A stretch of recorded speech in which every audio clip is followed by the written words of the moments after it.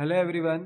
मेरे प्यारे बच्चों, आज की क्लास में हम देखेंगे बेटा कि किस तरीके से कंपनी अपना स्टेटमेंट ऑफ पीएनएल अकाउंट यानी profit and loss account prepare कर सकती है। आज की क्लास में हम बेटा फॉर्मेट देखेंगे और ये जो फॉर्मेट स्टेटमेंट ऑफ पीएनएल का बनाया जाता है, ये बनाया जाता है एज पर शेड्यूल थर्ड पार्ट सेकंड के अकॉर्डिंग।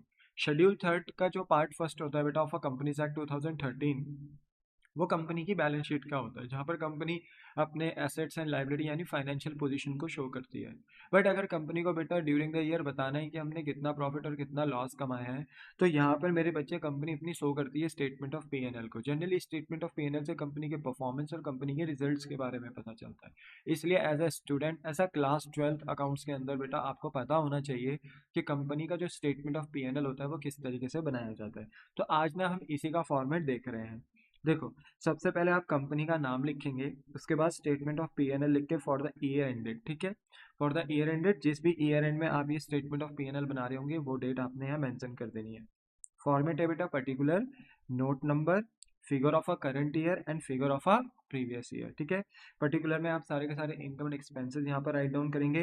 नोट नंबर के अंदर बेटा हम पर्टिकुलरली अगर किसी इनकम किसी एक्सपेंस का अगर डिटेल में एक्सप्लेनेशन देना चाहते हैं, तो हम उस इनकम एंड एक्सपेंस के आगे नोट नंबर लिख देते हैं, लाइक 1 2 3 नोट नंबर लिख देते हैं। और फिर इनके नोट नंबर के अनुसार हम इनका सेपरेटली क्या करते हैं, एक्सप्लेनेशन करते हैं। यानी स्टेटमेंट ऑफ पीएनएल बनाने के बाद हम हर एक इन आइटम का जिनका हमने नोट नंबर यहाँ पर मेंशन किया है, उनका हम नोट्स टू अकाउंट्स बनाते हैं और वहाँ पर हम इन आइटम को डिटेल में एक्सप्लेनेशन देते हैं इनका, अगर कंपनी को लगता है कि हमें इन आइटम का क्या देना चाहिए, एक्सप्लेनेशन देना चाहिए, ठीक है।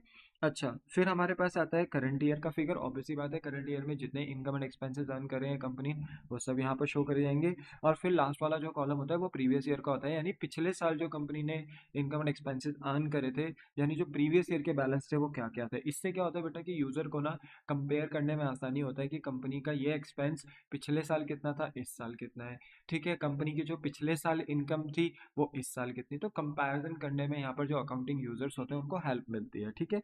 तो यहाँ पे मेरे बच्चे देखो, फॉर्मेट के अंदर सबसे पहले पॉइंट हम लिखते हैं revenue from operation. Typically revenue from operation को बेटा हम नेट सेल्स के नाम से जानते हैं, बट फॉर्मेट में हम रिवेन्यू फ्रॉम ऑपरेशन लिखते हैं।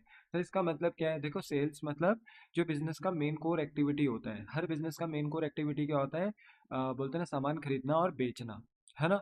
और मेन सोर्स ऑफ इनकम जो होती है बिजनेस की, वो कहाँ से होती है, गुड्स को सोल्ड कर कर, या अगर हम गुड्स नहीं बेचते हैं, सर्विसेज बेचते हैं, तो सर्विसेज बेचना हमारा धंधा हो सकता है। तो वही वाली बात है बेटा कि रिवेन्यू फ्रॉम ऑपरेशन होता है मतलब जो आपकी मेन सोर्स ऑफ इनकम होती है, जो बिजनेस की कोर इनकम होती है। तो बिजनेस की कोर इनकम कहाँ से होती है बेटा, sale of goods and services से। इसको हम ऑपरेटिंग इनकम भी बोलते हैं। ये मेन जो होती है बिजनेस की धंधे की income, that is known as operating income. इसके बाद हम सेकंड पॉइंट में ऐड करते हैं अदर इनकम। ऑब्वियसली बात है बेटा, बिजनेस को एक्स्ट्रा इनकम भी हो सकती है, ठीक है, कोर इनकम के अलावा। जैसे profit on sale of fixed asset, हमारे पास land, building, furniture, machine, equipment, ठीक है, कंप्यूटर्स, व्हीकल्स। मान लो हमारे पास फिक्स एसेट्स पड़े हुए थे। अब बेटा जब आउटडेटेड कोई फिक्स एसेट हो जाते हैं, वैसे तो हम उन्हें बिजनेस में लॉन्ग टर्म तक यूज़ करते हैं, पर अगर आउटडेटेड हो जाते हैं, या मान लो कि बोलते हैं ना कि आउटडेटेड होने के साथ साथ हमें लगता है कि वो अब हमारे यूज़ में भी नहीं है, तो हम उन्हें बेच सकते हैं। और अगर हम उन्हें बेचें और बेच के अगर मुनाफा कमा लें, तो ये हमारी बिजनेस की मेन कोर इनकम तो है नहीं, ये तो हमारी एक्स्ट्रा इनकम है, अदर इनकम है, तो हम इन्हें अदर इनकम में शो करते हैं। वैसे ही कमीशन रिसीव्ड, अगर हमारी कंपनी किसी पर्सन के लिए या किसी ऑर्गेनाइजेशन के लिए कोई एक्स्ट्रा ऑर्डिनरी काम कर दे और उसके ऊपर चार्ज कर दे कमीशन, तो ये कमीशन बेटा जो कंपनी को मिल रहा है, ये मेन कोर इनकम तो नहीं है ना, रेवेन्यू फ्रॉम ऑपरेशन तो नहीं है, अदर इनकम के अंदर आएगा। डिस्काउंट रिसीव्ड बेटा, हम बेटा जब गुड्स सस्ते में खरीद लेते हैं, है ना, मान लो हमने बाय किया सप्लायर से माल यानी गुड्स वगैरह बिजनेस के लिए, और ऑब्वियसली बात है मेरे बच्चे की, जब हम गुड्स वगैरह सप्लायर से खरीदेंगे, है ना, तो वहाँ पर हम अपनी बार्गेन स्किल दिखाकर बोलते हैं ना परचेज प्राइस कम करा सकते हैं। तो ऐसे में हमें सप्लायर से डिस्काउंट मिल सकता है, and this is also known as हमारी एक्स्ट्रा इनकम यानी अदर इनकम। वहीं बेटा अगर हमने कहीं इन्वेस्टमेंट करी एज अ कंपनी, कंपनी ने अपना सरप्लस कैश कहीं इन्वेस्ट कर रखा है, तो वहाँ से हो सकता है हमें इंटरेस्ट मिल जाए या हमें डिविडेंड मिल जाए, है ना। मैं बैंक में एफडी कर सकता हूँ, लाइक एज अ कंपनी हम बैंक में एफडी कर सकते हैं, हम डिवेंचर इंस्ट्रूमेंट्स में इन्वेस्ट कर सकते हैं, है ना। म्यूचुअल फंड्स में इन्वेस्ट कर सकते हैं, किसी कंपनी के शेयर्स में इन्वेस्ट कर सकते हैं। तो ऐसे में हमें इंटरेस्ट ऑन डिविडेंड मिलने की यहाँ पर चांसेस होते हैं। तो इंटरेस्ट कहाँ मिलता है? जैसे डिबेंचर में हमने कहीं इन्वेस्ट कर दिया पैसा, बैंक में कहीं इन्वेस्ट कर दिया पैसा, है ना, तो वहाँ से हमें इंटरेस्ट मिल जाता है। अच्छा, अगर हमने किसी कंपनी के शेयर्स में पैसे इन्वेस्ट करें, हम भी कंपनी है, क्योंकि हम कंपनी के बारे में पढ़ रहे हैं, तो हम भी एक कंपनी है, पर हम अपने सरप्लस कैश को किसी दूसरी कंपनी के शेयर्स में इन्वेस्ट कर रहे हैं। तो वो कंपनी जब at the end of the year अपना प्रॉफिट हमारे बीच में बांटेगी, क्योंकि हमने एज अ कंपनी दूसरी कंपनी के शेयर बाय करे हुए हैं, तो ऐसे में जब वो कंपनी, दूसरी कंपनी जब प्रॉफिट अर्न करेगी, तो वो कुछ हिस्सा हमें भी देगी, तो हमारे लिए वो डिविडेंड होगा। तो ये जो इंटरेस्ट डिविडेंड मिल रहा है, that is our extra income, तो अदर इनकम में आएगा। बैड डेट रिकवर्ड, है ना। अब मान लो कि बैड डेट आपको पता है हमारा एक्सपेंस होता है। जब भी डेटर पैसे देने से मना करता है, तो वो बिजनेस का नुकसान हो जाता है, क्योंकि अब कस्टमर जो उधार में सामान लेकर गए थे, क्रेडिट में सामान लेकर गए थे हमसे, अब हम उनसे पैसा मांग रहे हैं, अपने डेटर से पैसा मांग रहे हैं, तो अगर वो पैसा देने से मना कर दे, तो it becomes a bad debt. तो बैड डेट बिजनेस के लिए एक्सपेंस होता है बेटा। पर कल के दिन मान लो जो बैड डेट हुए थे कस्टमर्स, अगर वो आगे जाकर कंपनी को पैसा दे देते हैं, तो कंपनी के लिए वो बैड डेट रिकवर्ड हो जाता है, और वो कंपनी के लिए इनकम होता है। पर क्योंकि ये मेन कोर इनकम नहीं थी, अदर इनकम थी, तो ये सब अदर इनकम में मेंशन हो जाते हैं, ठीक है। और एसेट्रा, और कोई इनकम हो आपकी मेन कोर एक्टिविटी के अलावा, like sale of goods and services के अलावा, अगर कोई और इनकम अगर आपको हो रही है, तो वो सब किसके अंदर आती है बेटा? अदर इनकम के अंदर आती है। और अगर हम इन दोनों इनकम को जोड़ दें, तो that's becomes a total income. क्या बोलते हैं बेटा इसे? टोटल इनकम, ठीक है। अब आती है हमारे फोर्थ पॉइंट में, एक्सपेंसेस की बारी। और एक्सपेंसेस की लिस्ट ये रही, और ये लिस्ट आपको ना एज इट इज याद करनी है, ठीक है। क्योंकि ये मैं अपने मन से नहीं बना रहा बेटा, ये कहाँ लिखा हुआ है? Schedule 3 part 2 of a companies act 2013 के अंदर। तो जो लॉ के अंदर लिखा है ना, कानून के अंदर, हमें उसे वैसे ही फॉलो करना होता है। तो यहाँ पे ना मेरे बच्चे, सबसे पहले हम लिखते हैं कॉस्ट ऑफ मटेरियल कंज्यूम। मान लो अगर हमारी कंपनी एक मैन्युफैक्चरिंग कंपनी है, हम चीज़ें खरीदते हैं, मतलब रॉ मटेरियल अगर हम खरीदते हैं, तो उस रॉ मटेरियल में हम प्रोसेसिंग करते हैं, दैट्स वाई फिर उसके बाद हम फिनिश गुड्स में कन्वर्ट कर कर उसे बेच देते हैं। तो अगर हम एक मैन्युफैक्चरिंग एंटिटी हैं, यानी हम चीज़ें बनाते हैं और फिर बेचते हैं, तो ऐसे में हो सकता है कि हम कच्चा माल खरीदें। तो जब हम कच्चा माल खरीदते हैं, है ना, कच्चा माल खरीदते हैं, तो ऐसा भी हो सकता है कि हमारे पास पहले से भी कोई कच्चा माल यानी रॉ मटेरियल पड़ा हो। तो जो ओपनिंग रॉ मटेरियल है, उस पे तो हमने पैसा लगा ही रखा है। ड्यूरिंग द ईयर अगर हम और रॉ मटेरियल खरीदते हैं, परचेज करते हैं रॉ मटेरियल का, तो वो भी हमने और खर्चा करा है, अपने रॉ मटेरियल के ऊपर एक्सपेंस किया है। और लास्ट में अगर कोई रॉ मटेरियल बच जाए, है ना, रॉ मटेरियल अगर हमारा बच जाए लास्ट में, जो अभी तक हमने यूज़ नहीं किया अपनी मैन्युफैक्चरिंग एक्टिविटीज़ में, तो उस क्लोजिंग रॉ मटेरियल को अगर हम लेस कर दें, तो जो हमारे पास आंसर आता है, that is known as material consumed. और एक्चुअली में बेटा ना, जितना मटेरियल कंज्यूम हम मैन्युफैक्चरिंग के अंदर करते हैं ना, वही हमारा एक्सपेंस होता है। फॉर एन एग्जांपल कि अगर आपके पास साल की शुरुआत में एक ओपनिंग रॉ मटेरियल पड़ा था 1 लाख रुपए का, ड्यूरिंग द ईयर आपने और रॉ मटेरियल बाय करे 5 लाख रुपए के, और at the end of the year आपके पास कुछ रॉ मटेरियल बच गए हैं, जिन्हें आप अभी भी बोलते हैं ना, अपनी मैन्युफैक्चरिंग एक्टिविटी में यूज करोगे, ये बच गए हैं लास्ट में, तो इनको लेस कर देते हैं, क्योंकि अभी ये यूज नहीं हुए, ठीक है। तो हमारे पास जो at the end of the, जो हमारे पास फाइनल आंसर निकला कि हमने एक्चुअली में मैन्युफैक्चरिंग एक्टिविटी में कितना मटेरियल कंज्यूम किया, वो है लाइक 4,50,000। मैंने एक ये रैंडम एग्जांपल दिया कि मैं आपको समझा पाऊँ कि मटेरियल कंज्यूम निकलता कैसे। तो मटेरियल कंज्यूम की जो भी कॉस्ट होगी, जो भी आपका वैल्यू आएगा मटेरियल कंज्यूम्ड का, that is known as your expense. तो सबसे पहले हम इनको मेंशन करते हैं। बोलो क्या आपको बात समझ में आई? हाँ। इसके बाद ऐसा भी हो सकता है कि एज अ कंपनी हम बन बनाया माल भी खरीदते हो। अगर हम बन बनाया माल खरीदते हैं और फिर उसे एज इट इज मार्केट में बेच देते हैं, तो अगर हम बन बनाया माल खरीद रहे हैं ना बेटा, तो उसको कहते हैं स्टॉक इन ट्रेड, क्योंकि हम उसमें कोई फर्दर प्रोसेसिंग नहीं करेंगे। हमने बन बनाया माल परचेस किया है और कल के दिन हम इसे बेच देंगे। तो अगर हम कोई स्टॉक इन ट्रेड बाई करते हैं, परचेस करते हैं, तो ये भी हमारा क्या होता है?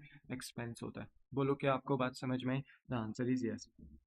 अब क्या होता है बेटा, नेक्स्ट पॉइंट में हमारे पास थर्ड पॉइंट में आता है change in inventory of finish goods, work in progress and stock in trade. इसको जरा आप ध्यान से देखेंगे। सबसे पहले बेटा कि चाहे इन्वेंट्री, इन्वेंट्री मतलब जो स्टॉक लास्ट में हमारे पास बचता है, उसकी यहाँ पर बात हो रही है। तो जो स्टॉक होता है हमारा, इन्वेंट्री जो होता है, चाहे वो फिनिश गुड्स का हो, चाहे वो वर्क इन प्रोग्रेस का हो, चाहे वो स्टॉक इन ट्रेड का हो, अगर उनमें चेंज आ रहा है और वो चेंज पॉजिटिव आ रहा है, तो ये हमारा एक्सपेंस होता है। याद रखना, ठीक है। तो फिनिश गुड्स तो सबको पता होगा बेटा, ऐसे गुड्स जो हमारे बन के तैयार हो चुके हैं, बस उन्हें बेचना बाकी है। तो अगर उनका स्टॉक पड़ा है, that is known as inventory of finish goods. Work in progress क्या होते हैं बेटा, एक ऐसे ये गुड्स होते हैं जो ना ही रॉ मटेरियल है ना ही फिनिश गुड्स हैं। इनमें कुछ थोड़ा बहुत प्रोसेसिंग हो चुकी है, बट स्टिल और प्रोसेसिंग होनी बाकी है कि ये फिनिश गुड्स में कन्वर्ट हो जाए। तो जो आधे अधूरे गुड्स होते हैं, ना कि रॉ मटेरियल है और ना ही आपके फिनिश गुड्स हैं, उनको हम वर्क इन प्रोग्रेस कहते हैं। और अगर इनमें भी चेंज आता है और पॉजिटिव चेंज आता है मेरे बच्चे, तो ये हमारा एक्सपेंस होता है। और अगर नेगेटिव चेंज आता है तो ये हमारा फिर एक्सपेंस नहीं होता, ये हमारे एक्सपेंस को डाउन करता है। मैं अभी आपको ये एक्सप्लेन करूंगा, ठीक है। और स्टॉक इन ट्रेड, अगर हम बन बनाया माल खरीदते हैं तो बन बनाया माल भी तो हमारे पास बचा पड़ा रह सकता है। तो अगर स्टॉक इन ट्रेड के इन्वेंट्री में चेंज आ रहा है, पॉजिटिव चेंज आ रहा है, तो वो एक्सपेंस है। नेगेटिव चेंज आ रहा है तो फिर वो नेगेटिव में आकर हमारे एक्सपेंस की लिस्ट को, हमारे एक्सपेंस के आइटम को रिड्यूस करेगा। फिलहाल चेंज इन इन्वेंट्री का जो फॉर्मूला होता है, चाहे वो फिनिश गुड्स का हो, चाहे वो वर्क इन प्रोग्रेस का हो, चाहे वो स्टॉक इन ट्रेड का हो मेरे बच्चे, फॉर्मूला होता है ओपनिंग स्टॉक यानी opening inventory minus closing inventory.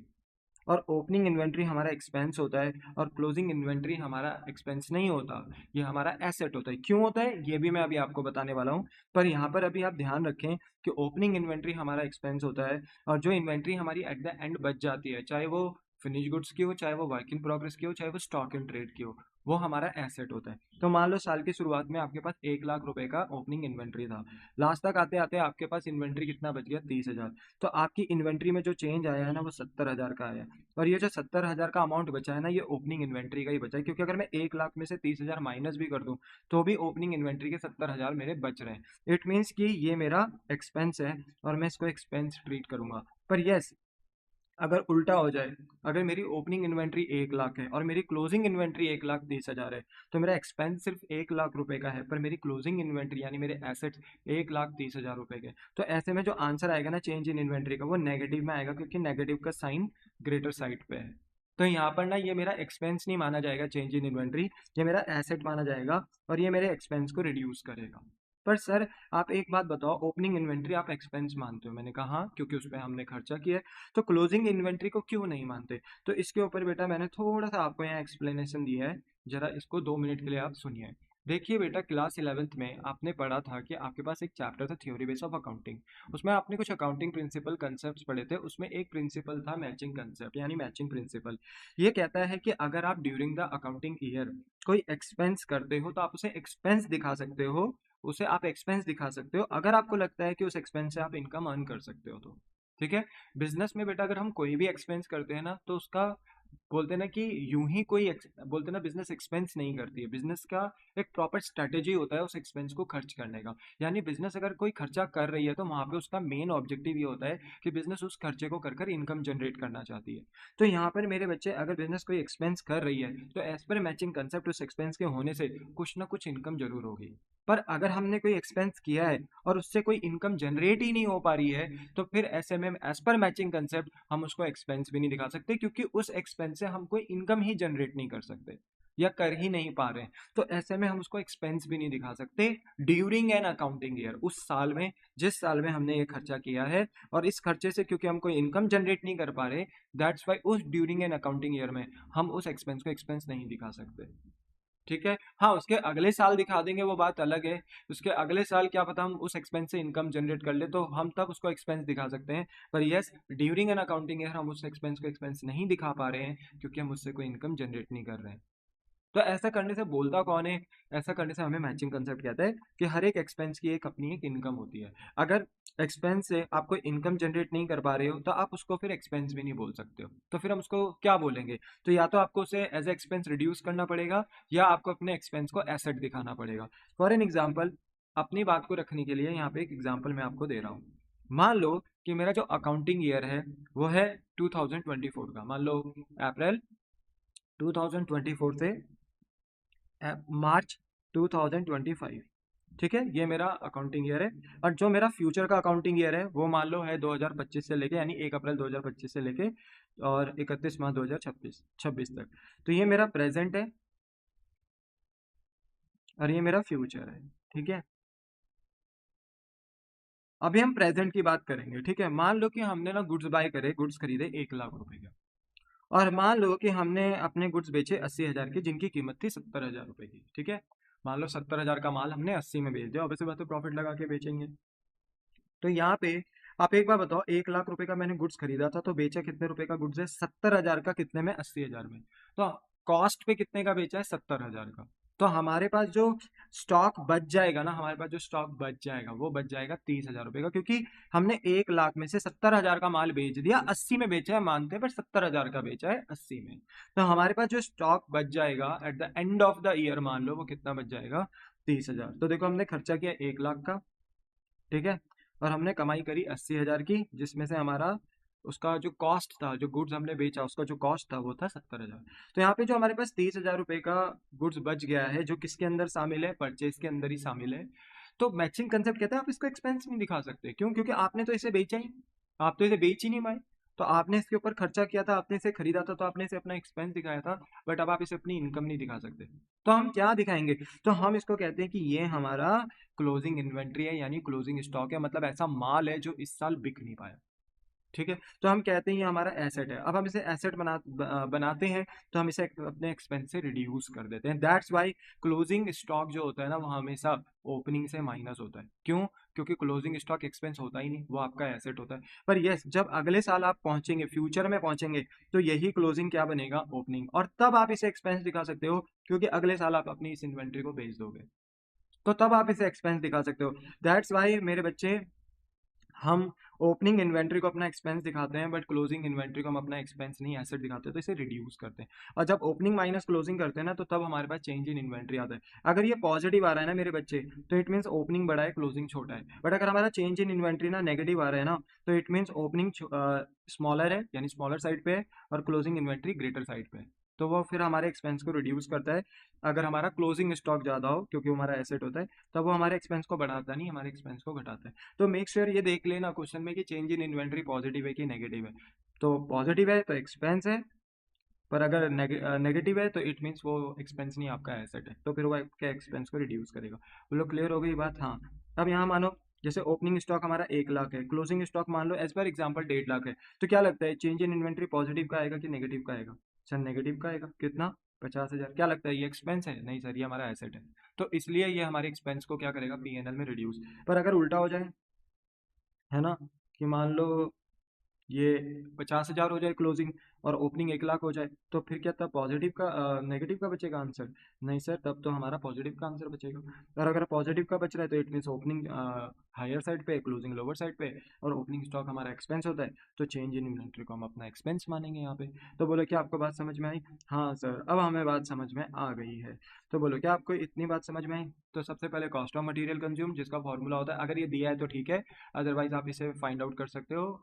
Opening raw material plus purchase of raw material minus closing raw material. तो जो आंसर आएगा वो आपका मटेरियल कंज्यूम्ड होगा, जो आपने अपनी मैन्युफैक्चरिंग एक्टिविटी में कंज्यूम किया, वो आपका एक्सपेंस होगा। फिर अगर आप बन बनाया माल खरीदते हो, तो वो भी आपका एक्सपेंस है। अगर आपकी इन्वेंट्री में चेंज होता है, पॉजिटिव चेंज होता है, समझे, पॉजिटिव यानी ओपनिंग बढ़ा है, पॉजिटिव चेंज होता है, तो आपका एक्सपेंस है। बट अगर नेगेटिव चेंज हो रहा है, यानी क्लोजिंग इन्वेंट्री यानी एसेट बढ़ा है, तो आपके एक्सपेंस को घटा देगा, ठीक है। फिर उसके बाद आते हैं एम्प्लॉय बेनिफिट एक्सपेंस। अगर मान लो आप अपने एम्प्लॉय को किसी भी तरीके से salary, wages, bonus, commission, provident fund, gratuity fund, leave encashment वगैरह वगैरह दे रहे हैं बेटा, एम्प्लॉय को किसी भी तरीके से आप कुछ चीजें दे रहे हो, तो वो सब किस में आता है बेटा? एम्प्लॉय बेनिफिट एक्सपेंस में आता है, ठीक है। सैलरी वेजेस तो सभी को समझ में आता है, सैलरी एम्प्लॉयज को मिलती है, वेजेस वर्कर को मिलता है, बोनस आप अपने एम्प्लॉयज को दे सकते हो अच्छा काम करने पे, या हम स्पेशल ओकेजन में अपने एम्प्लॉयज और वर्कर को बोनस देते रहते हैं। कमीशन दे सकते हो आप अपने एम्प्लॉय वर्कर्स को अगर अच्छा काम करते हैं तो। प्रोविडेंट फंड, अगर कोई एम्प्लॉय रिटायर्ड होता है बेटा, तो हम प्रोविडेंट फंड अपने एम्प्लॉयज़ को पे करते हैं, तो वो हमारा एक्सपेंस होता है। या अगर हम अपने एम्प्लॉय के लिए प्रोविडेंट फंड बना रहे हैं, तो कंपनी भी उसमें थोड़ा थोड़ा पैसा डालती है, तो वो एक्सपेंस होता है। ग्रेचुटी फंड देना बेटा अपने एम्प्लॉयज़ को, वो भी एक्सपेंस होता है। लीव इनकैशमेंट, अगर आपके एम्प्लॉय वर्कर छुट्टी नहीं मारते हैं, तो उन छुट्टियों का भी पैसा बोलते हैं ना कि हमें अपने एम्प्लॉयज़ और वर्कर को देना होता है। देखो ना, एक क्या होती है, कैजुअल लीव्स होती हैं, ठीक है। अगर सीएल जिन्हें बोलते हैं, कई जगह कंपनी उसमें होता है बेटा ये। तो कैजुअल लीव सीएल वगैरह है, मान लो कि कंपनी ने बोला हुआ है कि आप ना इतनी छुट्टी ले सकते हो, हम आपको अलाउ करते हैं, बट अगर एम्प्लॉयर वर्कर वो छुट्टियां नहीं लेते हैं तो ना कंपनी को उनका पैसा भी देना पड़ता है। वो इसलिए देना पड़ता है मोटिवेट करने के लिए कि वो छुट्टियां ना मारे, ज़्यादा से ज़्यादा अपनी इन्वॉल्वमेंट रखे कंपनी के अंदर। तो इसलिए मेरे बच्चे, एम्प्लॉय चाहे तो कुछ सर्टेन कंडीशंस होती हैं बेटा, वो लॉ की बातें हैं, बट सर्टेन कंडीशंस में लीव इनकेसमेंट का पैसा एम्प्लॉय बीच में भी निकाल सकता है जॉब के दौरान। और फाइनली वैसे तो ये पैसा तभी दिया जाता है जब एक एम्प्लॉय रिटायर्ड होता है। तो कहने का मतलब ये होता है मेरे बच्चे कि अगर आप ये सब चीज़ें दे रहे हो अपने ना एम्प्लॉयज़ को, that is known as employee benefit expense, और ये एक्सपेंस हेडिंग के अंदर कोट हो जाता है। फिर फाइनेंस कॉस्ट, अगर कंपनी ने किसी भी तरीके से लोन वगैरह ले रखा है किसी भी तरीके से, और उस लोन के ऊपर कंपनी क्या पे कर रही है बेटा, इंटरेस्ट, तो वो कंपनी के लिए एक फाइनेंस कॉस्ट होता है, यानी एक एक्सपेंस होता है जिसका नाम फाइनेंस कॉस्ट होता है। जैसे आप इंटरेस्ट पेड कर रहे हैं on a bank loan, bank से लोन लिया है तो उसके ऊपर इंटरेस्ट दे रहे हो, finance cost. NBFC non banking finance company, जैसे मुथूट फाइनेंस हो गया, पिरामिल फाइनेंस हो गया, ऐसी बहुत सारी कंपनी होती हैं बेटा जो लोगों को लोन देने का काम करती हैं बस। और अगर वो लोन दे रही हैं बदले में इंटरेस्ट ले रही हैं तो उन्हें हम एनबीएफसी कंपनी बोलते हैं। तो अगर हम उनको इंटरेस्ट दे रहे हैं तो ये भी फाइनेंस कॉस्ट में। डिवेंचर्स, अगर आप जनता से लोन ले रहे हो, पब्लिक से लोन ले रहे हो और इन रिटर्न उनको इंटरेस्ट दे रहे हो, तो interest on debenture is also known as finance cost. फिर उसके बाद आता है डेप्रिसिएशन एंड अमोर्टाइजेशन। बेटा देखो, डेप्रिसिएशन और अमोर्टाइजेशन ना एक ही समान है, बस डेप्रिसिएशन लगता है टेंजिबल फिक्स एसेट्स पे, और इंटेंजिबल फिक्स एसेट्स पे क्या लगता है, अमोर्टाइजेशन। देखो टेंजिबल्स एसेट क्या क्या होते हैं, plant and machinery, F and F मतलब furniture and fixture, L and B land and building, vehicles, computers, factory building, premises. तो ये जो आपके ना ऐसी प्रॉपर्टीज होती हैं जो लॉन्ग टर्म तक आपके पास रहती हैं, जो विजिबल्स होती हैं, जिनको आप देख टच कर सकते हो, they are known as tangible assets. और अगर इन पर इनकी अगर efficiency day year by year, day by day अगर यूज करने पे बोलते हैं ना कि लूज आउट होती है, तो ऐसे में हम कहते हैं कि इन एसेट्स पे, टेंजिबल एसेट्स पे क्या लग रहा है, डेप्रिसिएशन। वहीं अगर हम बात करें इंटेंजिबल एसेट्स की, तो जैसे goodwill, patent, trademark, copyright, franchisee, publishing titles हो गए, ठीक है।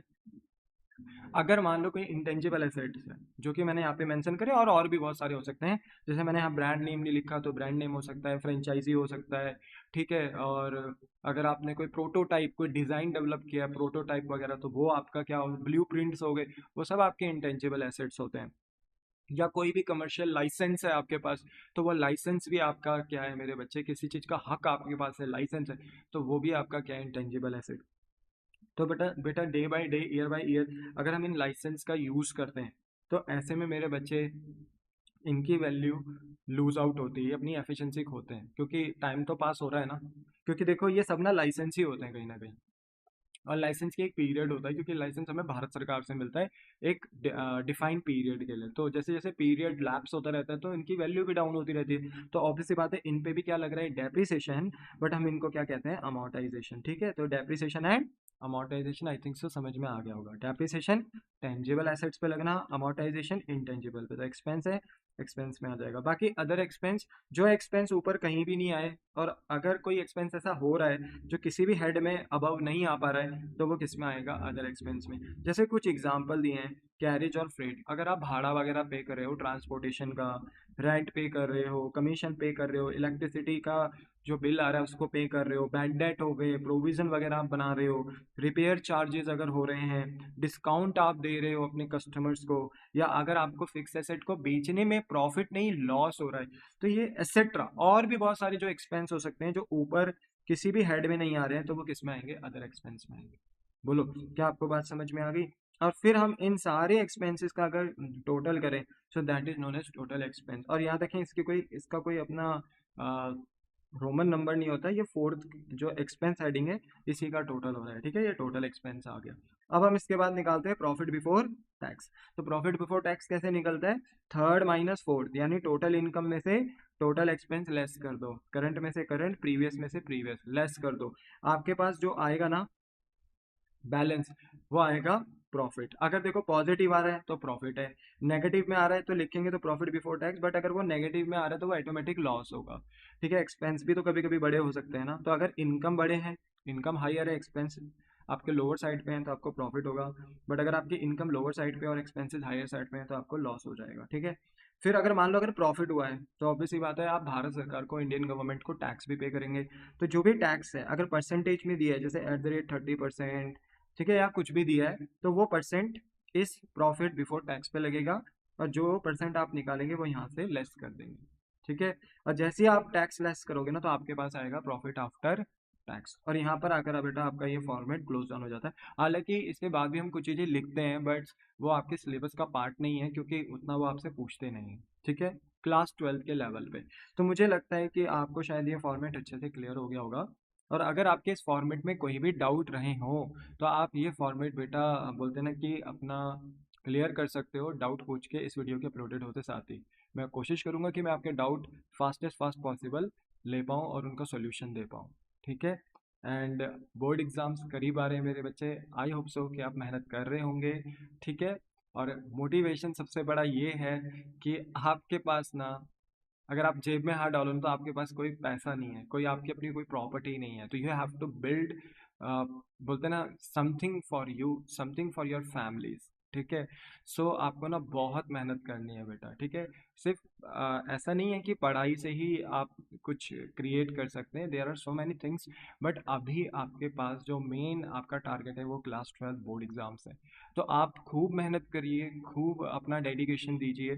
ठीक है, आपके माँ बापों का बोलते हैं ना बेटा बहुत तपस्या आपके पीछे लगा हुआ रहता है, आपके पीछे इतना पैसा लगा है, पैसा ही नहीं बेटा, इमोशंस जुड़े रहते हैं। ठीक है, उम्मीदें जुड़ी रहती हैं, तो खूब मेहनत करिए मेरे बच्चे। ठीक है, अपना 100, बस अपना 100% दो, और कुछ नहीं है, और खूब डट कर मेहनत करो, अभी भी समय है, अभी भी आप बहुत कुछ कर सकते हैं। ठीक है, तो इसलिए मैं आज का लेक्चर यहीं पे ख़त्म करता हूँ मेरे बच्चे। ये लेक्चर देने के बाद मैं शॉर्ट नोट्स के अंदर आपको कंपैरेटिव एंड कॉमन साइज भी एक्सप्लेन करूंगा, क्योंकि एग्जाम में कंपैरेटिव और कॉमन साइज से भी क्वेश्चन आता है, और आपको ये क्लियर हो कंपैरेटिव कॉमन साइज, तो इसलिए मैंने आपको बैलेंस शीट का फॉर्मेट भी समझा दिया है। शॉर्ट कॉन्सेप्ट की सीरीज आप मेरी खोल कर देखना प्लेलिस्ट में, उसमें मैंने बैलेंस शीट का फॉर्मेट भी बता दिया है, और यहाँ पर पीएनएल का भी फॉर्मेट मैंने बता दिया। तो अब जब हम कंपैरेटिव और कॉमन साइज को पढ़ेंगे तो बहुत अच्छे तरीके से उसे समझ सकते हैं। ठीक है, तो चलिए, हो सके तो इस वीडियो को ज़्यादा से ज़्यादा लाइक शेयर एंड सब्सक्राइब भी करें अपने फ्रेंड्स के बीच में मेरे बच्चे। मिलता हूँ आपको नेक्स्ट लेक्चर में, टाटा बाय बाय, सही बना रहा हूँ।